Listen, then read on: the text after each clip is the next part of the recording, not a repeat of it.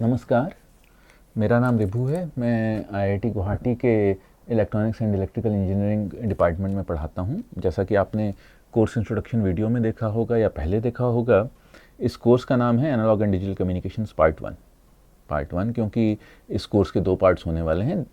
तो आज हम ये कोर्स शुरू करेंगे और इस कोर्स के पहले पार्ट में हम क्या क्या कवर करेंगे उसकी बात करेंगे। दूसरे पार्ट की बात या तो इस कोर्स के एंड में या अगले कोर्स के शुरू में होगा। पर ये एनालॉग एंड डिजिटल कम्युनिकेशन का जो बेसिक कोर्स है वो इतना बड़ा है कि उसे 12 हफ्ते के एक कोर्स में कवर नहीं किया जा सकता था, तो इसीलिए हमने इसे 2 हिस्सों में तोड़ दिया।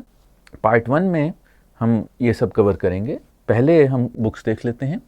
पहली किताब है साइमन हेकिन की communication systems 4th addition, 5th addition नहीं, 4th एडिशन।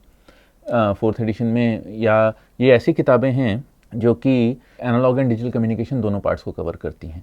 जैसे साइमन हेकिन की बुक का जो 5th एडिशन है वो सिर्फ एनालॉग कम्युनिकेशन को कवर करेगा। उन्होंने डिजिटल कम्युनिकेशन की किताब अलग लिखती थी, तो वो नहीं। हम 4th एडिशन की बात करेंगे।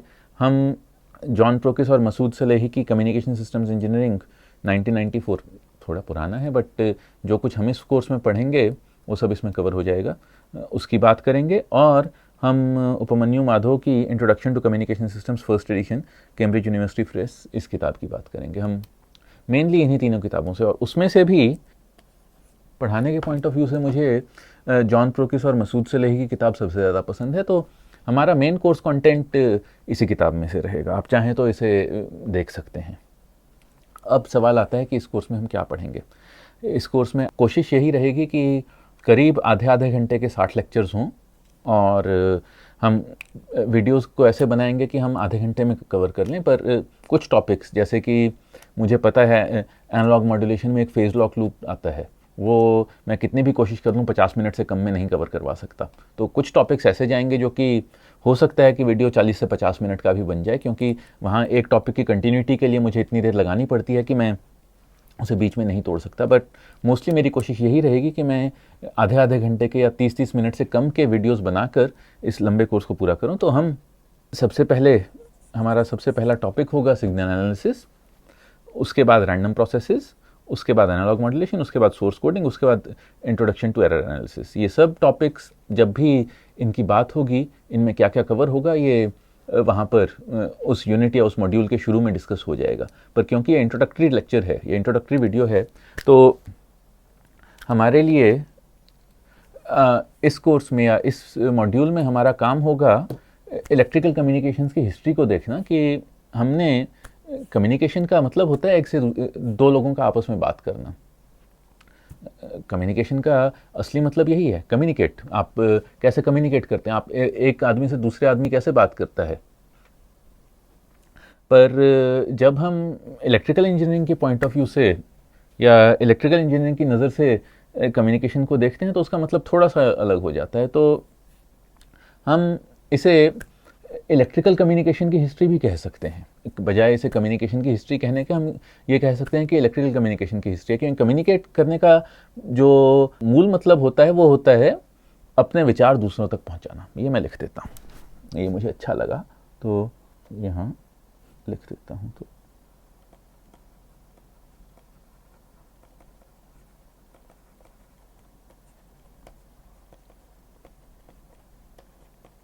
विचार दूसरों तक,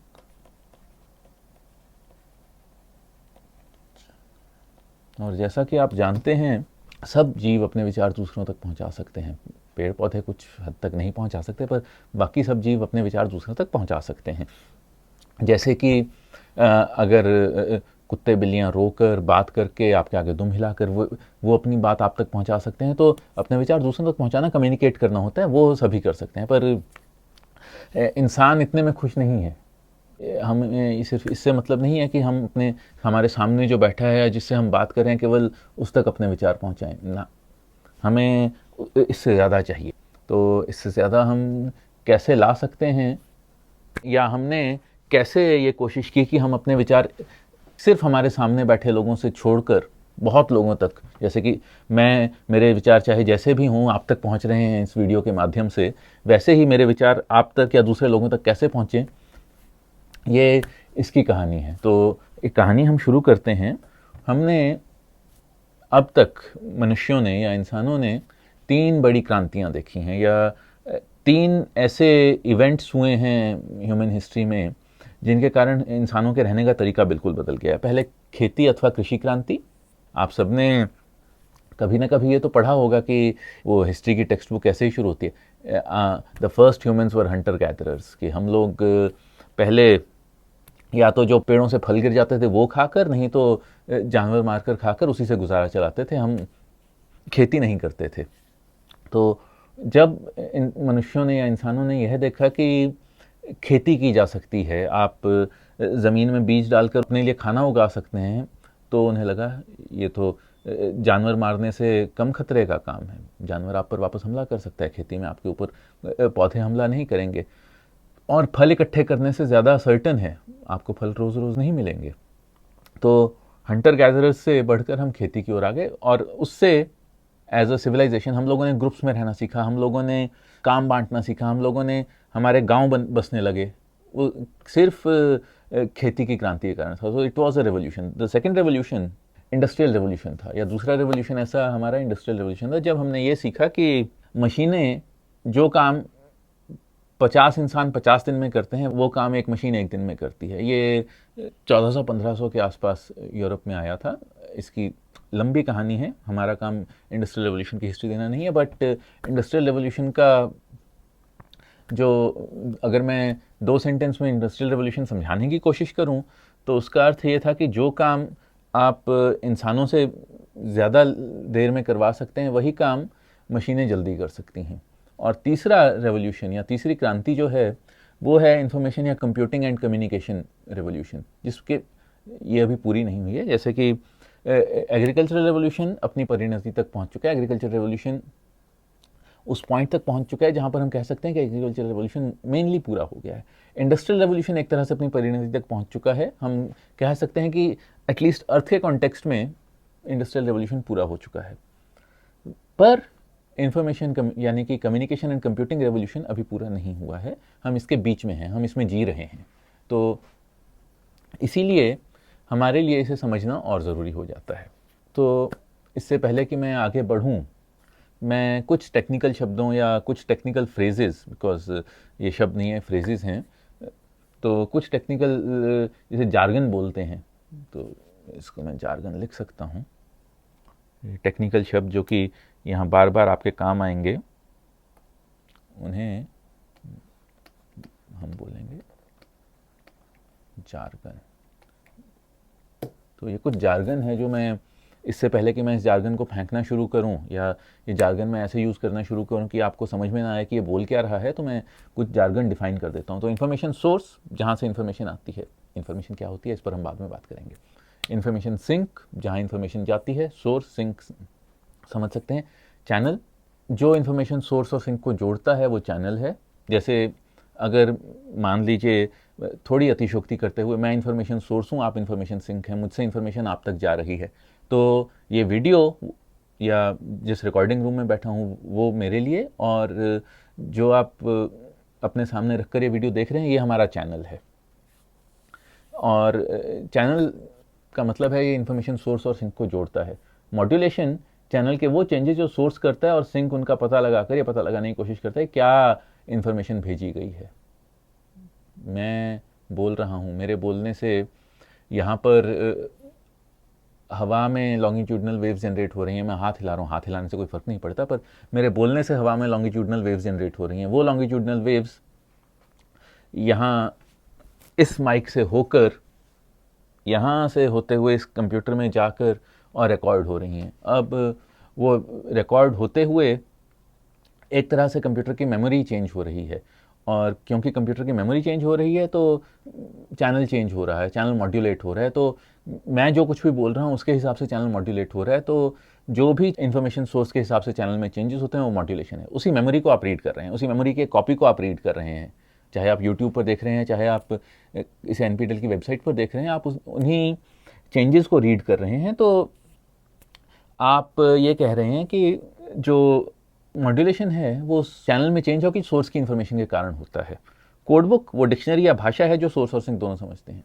मैं कोड बुक, या जैसा मैंने इस कोर्स के इंट्रोडक्टरी वीडियो में कहा था कि हम लोग इंग्लिश का प्रयोग करेंगे, हम लोग इंग्लिश में बात करेंगे जहाँ पर मेनली हिंदी बोलूँगा और लिखूँगा रोमन स्क्रिप्ट में, जो कि सबके लिए समझना आसान है, मेरे लिए टाइप करना आसान है। तो कोड बुक एक भाषा है जिससे मैं अपने विचार आप तक पहुँचा सकता हूँ। अगर मैं कोई अजीब सी भाषा,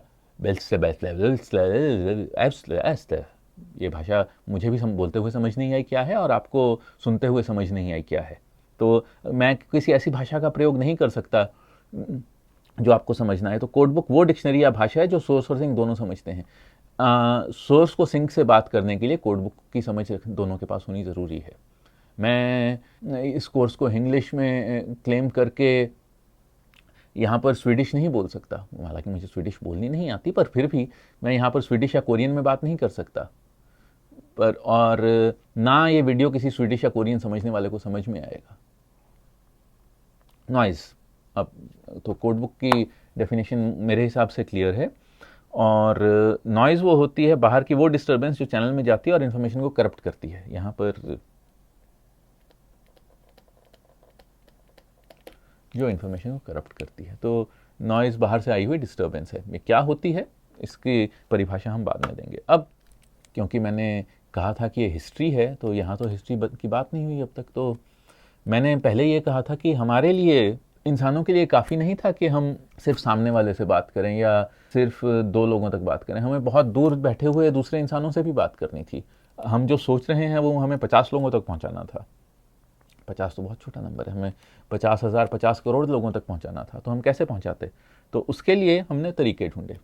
उनमें से एक तरीका था स्मोक सिग्नल्स, कि आपके कबीले पर कोई दूसरा कबीला हमला कर रहा है तो आप धुआं करके उन्हें बताओ कि हमला हो रहा है। आपने ये, अगर आप किसी ऐसे इलाके में रहते हैं जहाँ पेड़ पौधे ज़्यादा हैं, तो आपने ये भी देखा होगा कि जब कहीं सांप दिखता है तो बहुत सारी चिड़ियाँ शोर मचाने लग जाती हैं, जिससे दूसरी चिड़ियों को पता चल जाए कि यहाँ खतरा है। ये स्मोक सिग्नल्स एक तरह से उसी प्रकार का तरीका है कि आप धुआं करके ये दूर तक संदेश पहुँचा रहे हैं कि कुछ है। क्या है वो स्मोक सिग्नल्स की कोडिंग पर हम बाद में बात करेंगे। तो जैसा मैंने कहा कि मेमोरी, मेरे और आपके बीच का communication medium actually in computers की मेमोरी है, या मेरे पॉइंट ऑफ व्यू से जिस कंप्यूटर में मैं ये डेटा स्टोर करा रहा हूँ उसकी मेमोरी है, और आपके पॉइंट ऑफ व्यू से ये जिस डेटा सेंटर में एनपीटेल का डेटा स्टोर्ड है उसकी मेमोरी है। तो मेमोरी कम्युनिकेशन मीडियम है, और जो हमने दीवारों पर लिखना शुरू किया वो एक तरह से कम्युनिकेशन था हमारे आगे वाली जनरेशन्स के लिए, जो अगर कोई बाद में उसे पढ़ता है उसके लिए। आपने बहुत फिल्में देखी होंगी जहाँ पर वो एक हीरो एक डायरी के माध्यम से अपनी कहानी कम्युनिकेट करता है, या किसी 8 साल की बच्ची को उसकी माँ चिट्ठियाँ लिखकर कहानी सुनाती है। अब समझ गए मैं किसकी बात कर रहा हूँ।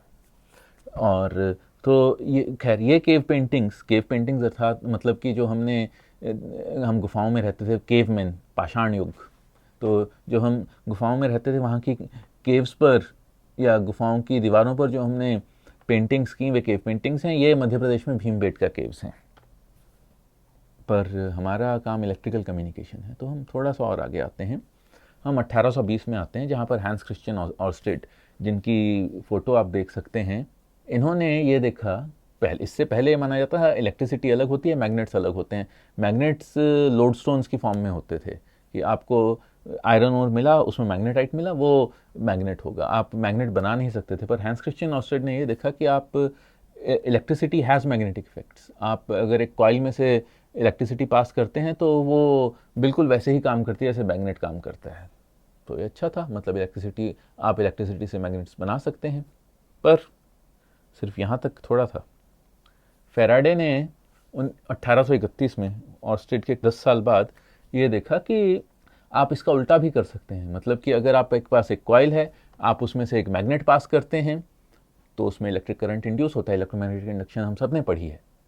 तो इलेक्ट्रिसिटी से मैग्नेट आ सकता है, मैग्नेटिज्म से इलेक्ट्रिसिटी आ सकती है। फेराडे को ये इतना पसंद आया, उन्होंने पब्लिकली डेमोन्स्ट्रेट किया, और डेमोन्स्ट्रेशन में एक कहानी है। इस कहानी की सच्चाई पर मुझे ना विश्वास है ना, पर ये कहानी अच्छी है कि इस डेमोन्स्ट्रेशन में एक पॉलिटिशियन भी बैठा था और वो पॉलिटिशियन फैराडे से पूछता कि आपने ये तो कर दिया, पर इसका फ़ायदा क्या? तो फैराडे ने कहा जाता है फैराडे ने उससे सवाल पूछा, सर ये एक नवजात बच्चा और नवजात बच्चे का क्या ही फ़ायदा होता है? और आज फैराडे के तरीके से ही हम लोग बिजली बनाते हैं। और इसके साथ साथ ही जेम्स क्लर्क मैक्सवेल ने देखा इलेक्ट्रिसिटी मैग्नेटिज्म से जुड़ी है, मैग्नेटिज्म इलेक्ट्रिसिटी से जुड़ा है। तो उन्होंने कुछ इक्वेशंस रखी जिन्हें मैक्सवेल्स इक्वेशंस का नाम दिया जाता है, और उन्होंने कहा इलेक्ट्रिसिटी और मैग्नेटिज्म एक दूसरे से जुड़े हैं और जो इनकी कंबाइंड प्रोपेगेशन है उनको इलेक्ट्रोमैग्नेटिक वेव्स बोलते हैं। इलेक्ट्रोमैग्नेटिक वेव्स इलेक्ट्रिसिटी और वो पॉइंट है जहाँ इलेक्ट्रिसिटी और मैग्नेटिज्म जुड़ते हैं। तो अब मैक्सवेल ने तो अपनी इक्वेशंस दे दी, उसके बाद हाइनरिक हर्ट्ज ने 1888 में ये कहा कि इलेक्ट्रिसिटी और मैग्नेटिज्म एक है, और उन्होंने मैक्सवेल्स इक्वेशंस को एक मैथमेटिकल फॉर्म दिया, प्रूव नहीं किया। साथ साथ उन्होंने एक्सपेरिमेंटल वेरिफिकेशन के लिए, एक्सपेरिमेंटली ये देखने के लिए कि मैक्सवेल्स इक्वेशंस काम करती हैं, स्पार्क गैप ट्रांसमीटर बनाया 1888 में। फिर इसी बीच सैमुअल मोर्स ने 1830 में ये देखा कि हमारे जो इंग्लिश अल्फ़ाबेट है उसे हम डॉट्स और डैशेस में रिप्रेजेंट कर सकते हैं 0101 के सीक्वेंस में, और वो 0101 हम बिजली की तारों से भेज सकते हैं। और यहाँ पर जो मोर्स कोड था वो एक तरह से ये था कि हम जो लेटर जितनी बार आता है उसे उतना कम स्पेस दिया जाए। तो इसीलिए हम मोर्स कोड पर आएंगे इस कोर्स के दूसरे पार्ट में, जो कि इंफॉर्मेशन थ्योरी है, वहाँ पर हम मोर्स कोड पर आएंगे। पर यह बताना ज़रूरी है कि हमने मोर्स कोड को 1830 में ही समझ लिया था, और हमने ये भी समझ लिया था कि हम बिजली की तारों से या इलेक्ट्रिक वायर से हम शब्दों को एक जगह से दूसरी जगह भेज सकते हैं। ये हमने 1830 में समझ लिया था। अब एक सवाल आता है कि ये तो वायर्ड कम्युनिकेशन था और हमारा जो कम्युनिकेशन है वो वायरलेस है। आप शायद एक फ़ोन पर ये वीडियो देख रहे हैं, अगर फ़ोन पर नहीं देख रहे हैं तो वाईफाई से कनेक्ट होकर देख रहे हैं। या हम सबके पास मोबाइल फ़ोन्स हैं जो कि जिनमें कोई तार नहीं है। तो हमारा जो कम्युनिकेशन है आजकल या जितना भी कम्युनिकेशन होता है वो सब वायरलेस है। तो एक सवाल है कि wireless communication, this is a politically charged question, क्योंकि इस सवाल के जवाब इतने हैं कि आप ये झगड़े का कारण बन जाता है कि वायरलेस कम्युनिकेशन की खोज किसने की। तो यहाँ पर एक दूसरा सवाल पूछते हैं। आप में से कुछ ने शायद शिप ऑफ थीसियस का नाम सुना होगा। जिन्होंने नहीं सुना है उन्हें मैं एक कहानी सुना देता हूँ कि एक ग्रीस में योद्धा हुआ था, Greek hero. The Greek hero मतलब हीरोज़ कुछ ऐसा कॉन्सेप्ट है जिसे हमारे यहाँ महायोद्धा ट्रांसलेट कर सकते हैं। Hero as such in the Greek context is an untranslatable word. आप हीरो को उतने आराम से ट्रांसलेट नहीं कर सकते हैं। तो खैर, एक ग्रीक हीरो था थीसियस, जिसके पास जो कि एक शिप पर गया था। तो अब वो शिप किसी म्यूज़ियम में रखा हुआ है और धीरे धीरे उस शिप के पार्ट्स सड़ने लग जाते हैं, क्योंकि वो शिप लकड़ी का बना है। तो शिप ऑफ थीसियस के पार्ट्स सड़ने लग जाते हैं। तो आप उस शिप का एक पार्ट लेते हैं, जब उस शिप का कोई पार्ट सड़ने लगता है तो आप वो पार्ट लेते हैं और उसे बदल देते हैं। तो धीरे धीरे करके सड़ने के कारण उस शिप के सभी पार्ट्स बदले जा चुके हैं। और इसके साथ साथ जो पार्ट्स निकाले गए थे, एक्चुअली उन्हें रिपेयर करके, उन्हें ठीक करके, उनके रेस्टोरेशन करके उनसे एक और शिप बना दिया गया है। अब सवाल ये है, इन दोनों में से थीसियस का असली शिप कौन सा है? ये सिर्फ सवाल है, इसका कोई जवाब नहीं है। उसी प्रकार एक रेडियो, एक वायरलेस कम्युनिकेशन डिवाइस कब कहलाता है, ये एक ओपन सवाल है। आपके पास सिर्फ एक एंटीना है, एंटीना के बिना वायरलेस कम्युनिकेशन डिवाइस नहीं बन सकता। तो क्या एक एंटीना वायरलेस कम्युनिकेशन डिवाइस है? जवाब है नहीं। एक रिसीवर वायरलेस कम्युनिकेशन डिवाइस है? नहीं। आप वायरलेस कम्युनिकेशन डिवाइसेस में इतने कंपोनेंट्स होते हैं कि उन सबको एक साथ जोड़ना या उन सबको एक साथ जोड़ने पर ही वायरलेस कम्युनिकेशन डिवाइस बन सकता है। तो और अलग अलग पार्ट्स की खोज अलग अलग टाइम पर हुई थी। तो ये कहना कि किसी एक आदमी ने या किसी एक ग्रुप ने वायरलेस कम्युनिकेशंस की खोज की, ये गलत होगा। पर उसके साथ ही किसी ना किसी को तो इसका पेटेंट मिला ही हुआ है, उस पर हम जाएंगे। पर सवाल ये भी है कि एक रेडियो कब कहलाता है? कितने कंपोनेंट्स होने पर एक रेडियो बनता है? इस सवाल का जवाब मेरे पास नहीं है, इसका जवाब मैं नहीं दूंगा, वो मैं आपके लिए छोड़ता हूँ। तो अब रेडियो कब कहलाता है, इस सवाल को खुला छोड़कर अब हम कुछ डेट्स की बात करते हैं। 1890 में हाइनरिक हर्ट्ज के 2 साल बाद बार्नले ने कोहरर बनाया। कोहरर मतलब एक ऐसा डिवाइस जो कि अगर हाइनरिक हर्ट्ज का spark gap transmitter electromagnetic field में चेंजेस कर पा रहा था, तो कोहरर इलेक्ट्रोमैग्नेटिक फील्ड के चेंजेस डिटेक्ट कर पा रहा था। यानी कि जो इलेक्ट्रोमैग्नेटिक वेव्स हैं वो एक जगह से दूसरी जगह जा रही हैं, और कोहरर ये पता लगा रहा है कि इलेक्ट्रोमैग्नेटिक वेव्स कहाँ आ रही हैं। 1890 में इलेक्ट्रोमैग्नेटिक फील्ड्स को लेकर ही निकोला टेस्ला ने वायरलेस पावर ट्रांसफ़र का आइडिया दिया और उन्हें इसका पेटेंट मिला। 1893 में निकोला टेस्ला ने वायरलेस पावर ट्रांसफ़र दिखा दिया। भारत में 1895 में आचार्य जगदीश चंद्र बोस ने अपना कोहरर बनाया। इनका बार्नले कोहरर से कोई लेना देना नहीं था। इन्होंने अपने आप एक कोहरर बनाया जिससे कि जो कि इलेक्ट्रोमैग्नेटिक चेंजेस डिटेक्ट करता था, और एक कमरे में इन्होंने इलेक्ट्रोमैग्नेटिक वेव जनरेट की स्पार्क गैप ट्रांसमीटर से, और दूसरे कमरे में वो जनरेटेड वेव्स को डिटेक्ट करके घंटी बजाई। तो हम लोग या आचार्य जगदीश चंद्र बोस ये का कोहरर वही था जो कि बार्नले का कोहरर था, और ये बिल्कुल इंडिपेंडेंटली बनाया गया था। पर ऐसे ही 1874 में बैरन ने कैट्स व्हिस्कर डिटेक्टर बनाया। 1895 में पोपोव ने, जैसे जगदीश चंद्र बोस का कोहरर बिल्कुल अलग था, पोपोव ने रशिया में एक कोहरर बनाया जो कि इलेक्ट्रोमैग्नेटिक वेव्स के चेंजेस डिटेक्ट कर लेता था। 1895 में मार्कोनी ने अपने एक्सपेरिमेंट शुरू किए, और 1901 में मार्कोनी ने ये सब जोड़ जाड़ कर, मार्कोनी के पास पेटेंट था, मार्कोनी के पास वायरलेस कम्युनिकेशन का पेटेंट था, और उसने ये दिखाया कि आप कोहरर, एंटीना, मोर्स कोड ये सब जोड़कर आप मैसेजेस को वायरलेसली एक जगह से दूसरी जगह भेज सकते हैं। और 1901 में मार्कोनी ने यह दिखाया कि आप अटलांटिक ओशन, यानी कि जो यूरोप और अमेरिका को जोड़ने वाला ओशन है, उससे आप एक यूरोप से अमेरिका और अमेरिका से यूरोप आप वायरलेसली मैसेज भेज सकते हैं। तो इससे जो मैसेज भेजने की स्पीड थी, जो आपको पहले शिप से मैसेज भेजना पड़ता था, वो वायरलेस हो गया। दिनों का काम सेकंड्स में होने लग गया। आप उम्मीद है आप समझ रहे होंगे इससे कितनी बड़ी क्रांति आई। 1907 में regularly trans Atlantic wireless telegraph शुरू हो गया, पर मार्कोनी को अपनी इन्वेंशन पर या अपने पेटेंट पर ज़रूरत से ज़्यादा ही विश्वास था। वे कहते थे कि ना उनकी ट्रांसमिशंस पूरी तरह से सिक्योर हैं, और ना कोई उनकी ट्रांसमिशन को सुन सकता है, ना उससे कोई छेड़छाड़ कर सकता है। तो 1902 में नेविल मैस्केलिन नाम के एक जादूगर ने, ये प्रोफेशनल जादूगर थे, ये दिखा दिया कि मार्कोनी की बातें सुन सकते हैं। और 1903 में जब मार्कोनी अपने वायरलेस टेक्नोलॉजी को डेमोन्स्ट्रेट कर रहे थे, नेविल मैस्केलिन ने उसमें अपने मैसेज बीच में डालने शुरू कर दिए, जो कि मेनली गालियाँ थीं। उनकी बात हम नहीं करेंगे। 1900 में आर.ए. फेरेडेन ने एम्पलीट्यूड मॉड्यूलेशन बनाया। एम्पलीट्यूड मॉड्यूलेशन क्या होता है, हम इसकी बात करेंगे। 1907 में ट्रायोड और ट्रायोड एम्पलीफायर्स से हमने सिग्नल्स को एम्पलीफाई करना शुरू किया। इसे शब्दों की तरह याद रखिए, क्या करते हैं बाद में बात करेंगे। 1910 में हमने टेलीग्राफ से ऊपर उठकर वॉइस मैसेजेस भेजने शुरू किए। रेडियो ब्रॉडकास्ट शुरू हुआ, जो कि हम अभी तक कर रहे हैं। 1918 में सुपर हेटेरोडाइन रिसीवर आया। क्या होता है हम इसकी बात बाद में करेंगे। 1920 में कमर्शियल लोगों ने रेडियो ब्रॉडकास्ट शुरू किया। 1923 में रेडियो सिलोन शुरू हुआ, जो कि भारत में भी आता था। 1936 में ऑल इंडिया रेडियो शुरू हुआ। 1933 में फ्रीक्वेंसी मॉड्यूलेशन।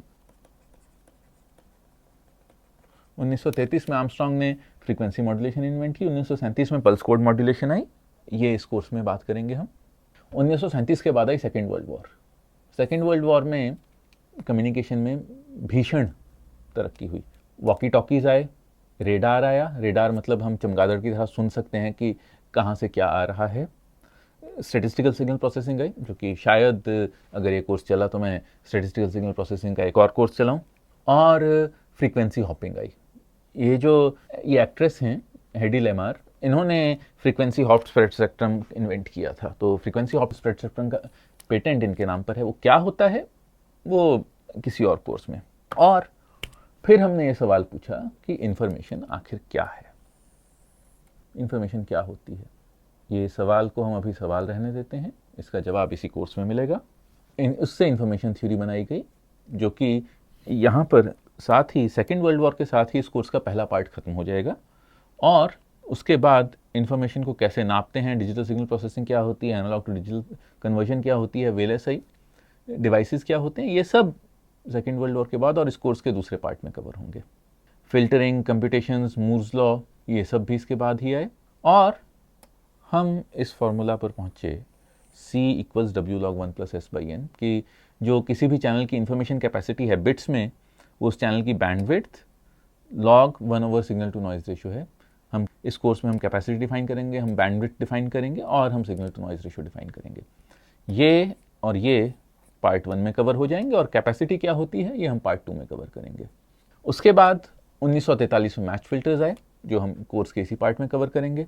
1947 में ज्योमेट्रिक रिप्रेजेंटेशन ऑफ सिग्नल्स आई, जिसे हम सिग्नल स्पेसिस भी बोलते हैं, वो भी हम इसी कोर्स में कवर करेंगे। 1958 में कम्युनिकेशन सैटेलाइट्स आई। 1967 में विटरबी एल्गोरिथम, जो कि इस कोर्स के दूसरे पार्ट में कवर की जाएगी। 1968 में अलोहा नेट, जो कि डेटा ट्रांसमिशन का एक तरीका है, वो इस कोर्स के दोनों पार्ट्स में नहीं आएगा। Packet switch radio network, cellphone calls, अब वो आ गया है जो कि इस 2 पार्ट के कोर्स से भी बाहर जा रहा है, पर ये सब कम्युनिकेशन के इतिहास में आता है। 1980 में फर्स्ट जनरेशन सेलुलर टेलीफोनी, 1991 में 2G, 1996 में multiple input multiple output systems, 1997 में मल्टी यूज़र डिटेक्शन, 1997 में ही IEEE 802.11, जिसे कि हम वाईफाई बोलते हैं, और 2007 में स्मार्टफोन्स। तो हमारा कोर्स का पहला पार्ट या ये कोर्स यहाँ तक है। दूसरा कोर्स मिड 1970s तक जाएगा, और इसके बाद का शायद, अगेन ये अंडर ग्रेजुएट कोर्सेज में कवर नहीं होता है, पर शायद कभी कोई वायरलेस का कोर्स आएगा। वायरलेस के कोर्स बहुत हैं एनपीटीईएल पर शायद कभी कोई इंग्लिश का वायरलेस का कोर्स आएगा मेरा, जिसमें मैं इसकी बात करूँगा। तो आज के लिए इतना ही। अगले वीडियो में हम पहला यूनिट या पहला मॉड्यूल, जो कि सिग्नल एनालिसिस है, वो शुरू करेंगे। धन्यवाद।